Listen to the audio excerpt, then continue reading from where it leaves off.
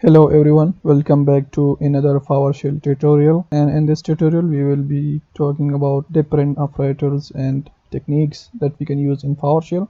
So let's just jump in. In the previous videos you might have seen that we were able to assign a command into a variable. So let's say I want to create a variable, let's say named data, and assign it to the command that is GCI. So now what we have in the data variable is the result of GCI. So if you don't know about the GCI or the get child item or dir or ls command, watch the previous videos. We have talked about that. So what this will contain is the result of this command. So if I hit enter, here we have the result of that command. Instead we can write the GCI, but instead we store the result of this command into a variable named data. So what is the disadvantage of this is that this is a static. So whenever you assign and create this variable, there is no updation in there. But let's say I want to create a variable, and whenever I want to call that variable, I want to have the latest data. What I mean by that is, if I come here and create another file, let's say stage9.ps1, and then come back to the terminal and see the data, which is currently we have stage 8, we don't have stage 9. But if I display on the result of GCI, we have stage 9. But let's say I want the variable to have the latest data each time I call that. For that we have the call operator. So what I will do is, we can make it something like, let's say I want to create the name of the variable will be new data and assign it to the same command that is GCI. But here you will have to notice that we are enclosing that in small quotes. So if I hit enter, now if I do new data, this will contain the result of the command that we store right here. As you can see, this is the command itself. Previously when I would execute the command data, then it was having the result, but now we have the actual command. So how we can call that? We can use ampersand sign or and operator, and then I will call the variable name that is new data. So if I hit enter, now we will have the latest data each time we execute it, because it is using and calling the actual command that is a GCI. The next command we will be talking about is the outsourcing command. So here we have stage9.ps1. Let's say I am creating a variable, let's say my underscore name, and assigning this to Tauseed Zaman. And let's think about it. Is there any way that I can access this variable in my terminal? The answer is yes. We have a way to outsource that variable out from that file. So here we have the file that is stage9.ps1, and to outsource that we will use the dot and then the file name, which is stage9.ps1. So if I do this, and now if I say my underscore name, here we have the value. So using the dot and then passing the file name will outsource that file, and any function or variable that is inside that will be callable from here. So if I come here, we haven't talked about the functions, but if I create a function, let's say hello, and all it does is write hosts the hello world. Now if I save this, come back to terminal, and I outsource the stage9.ps1. Now if I call the hello method, and here we go. Here we have the content of the method that is just to write host the hello world. Then we will talk about orders in PowerShell. So let's say I want to create an array with name array and assign some and store some values in it. So let's say A,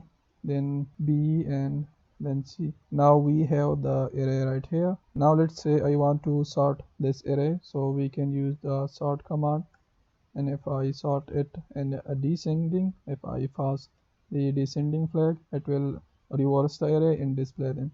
So the sort is in alias of sort object, so we can use the actual command that is sort object, and as well as we can use the sort alias that is that one. So we have flags like descending and unique in that array. That is throwing error because it was property, not an unique. So the unique will just pick up the unique elements from this array. Let's say this array has a 2 times, then it will return only one array unique element from that array. Then we will learn about else statements. So if I go back to the stage9.ps1, let's say I am creating a variable that is a Tauseed, and then here I am checking if the name of the my underscore name value, that is EQ, and then I will pass, let's say, Tauseed Zaman. So what this will do is it will check if the my name, that is a variable, is equal to the Tauseed Zaman string. So now if that is the case, then let's display that, display yes, otherwise display right host no. So if I save this, come back to terminal and execute stage 9.ps1, it says yes, because the Tauseed Zaman is equal to Tauseed Zaman, which is true. So if I say Tauseed Zaman 1 and come back to the terminal, execute, it says no, because this condition does not match. So we have talked about these operators. We have equal, we have not equal, we have greater than. These are used for the numbers, as we have seen in the previous video. So let's say I want to check if the 45 is greater than 50. So if I save this, come back to the terminal, and it says no, because 50 is greater. So we can use those operators right here. And if you don't know about if statements, this will check if this condition is matched, then it will execute this portion of code. Otherwise it will come to this part and execute the else part.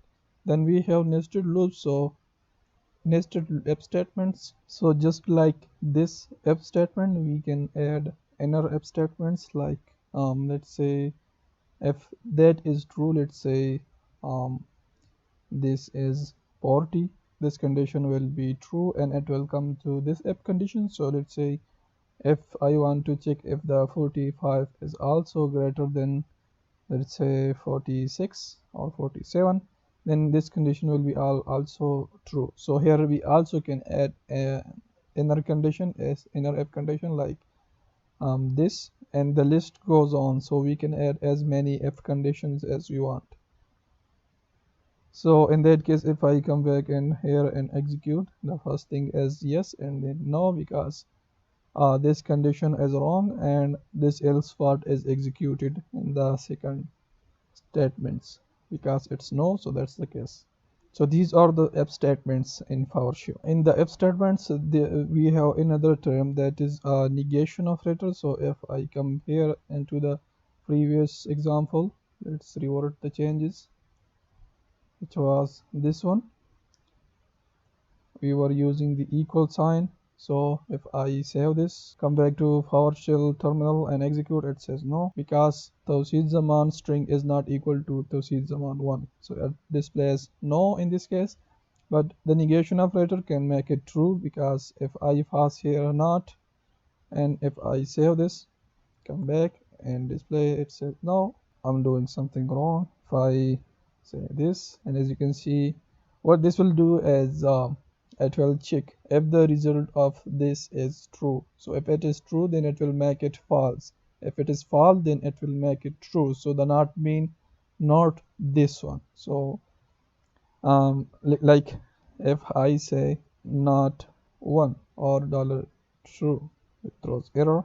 This is not the right place to add 1 here. So if I say, as you can see, this is turns false, because not true is false, right? So if I say not false, then it is true, because not false is always true. So that is the same thing here. So this will be executed, and if the result is false, then it will make it true. Otherwise it will, if it is true, then it will make it false. So that is negation operator. Another thing that we have in if statements in PowerShell or any other programming language is the checking of the boolean statements. So if I come here, let's say I want to check if my name is not empty, then I will execute this condition, this block of code. Let's say I just want to print out that yes, and otherwise I want to print out no. So what this will do is it will check if the my name is empty. So if this is not empty, it will execute this part of code. So what I mean by this is, this is like if I say, let's say I will create a variable, let's say true. So now this is true, right? This is true. So if I say false, then this is false. This block will be not executed. The statement is only executed once this condition is matched. So in that case, it was matching, because the string was containing the character that was greater than 0. So if it is equal to 0, then this condition will not be executed.